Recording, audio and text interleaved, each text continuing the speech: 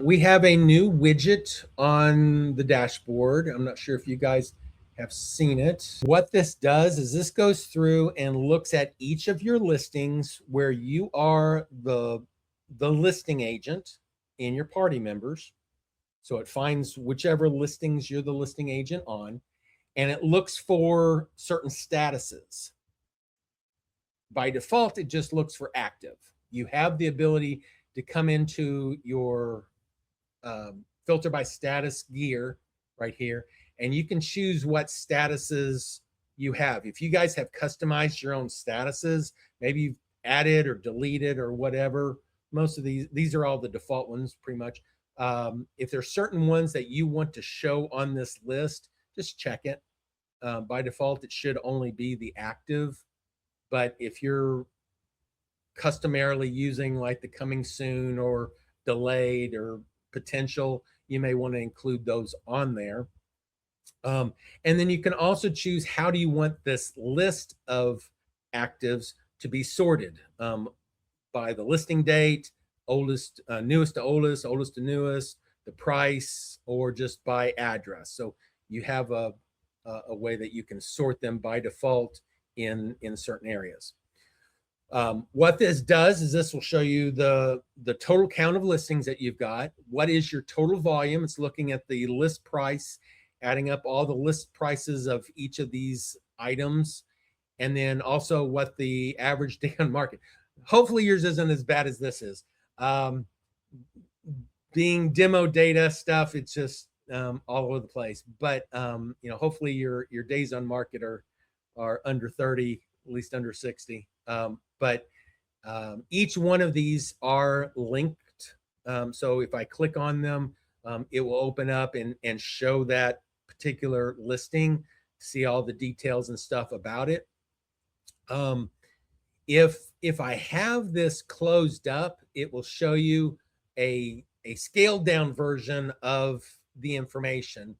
How many listings, what's the total volume, and the average days on market. Now, what's nice is we have this option here to expand this view. The widget itself has good information, but if you expand this, then it gives you a lot more analytical information. The top three are just the ones that we saw on the first page, but we do also allow the information to be broken down by price statistics, what your averages, your lows, your highs, and the medians.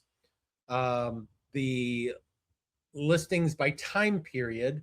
So what it's doing is it's saying, okay, based off of this week, this month, or this year, probably could have added this quarter in there, I guess. And then anything that's still active, but is previous years are there as well. But these can be clicked on, and then you can see which ones they are. You can drill down into them and see more information on each one of them as you're going through.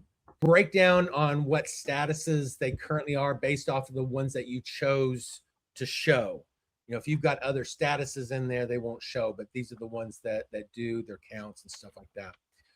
Additionally, what I'm doing is I'm breaking it down listings over time. So based off of when they were listed, how many did I list in a certain area? Which months are better for me to get new listings is kind of the idea on that. So it kind of shows where those listings propagate into the year. The listing price distribution then shows us, okay, based off of me getting certain numbers of listings that are in this price range versus this price range, where are a majority of my houses being listed that I'm currently listing, and where do maybe I have some gaps? What might be good if I would try to move into a different price range piece. The other thing is if you're spending a lot of time in a certain price range, just think about, hey, what could that do to my net income if I start focusing on the next group up? How much more could I be getting just by looking at a different price or something? So some distribution of prices and where they're at, and then that days on market, what's the average, minimum, maximum, and median.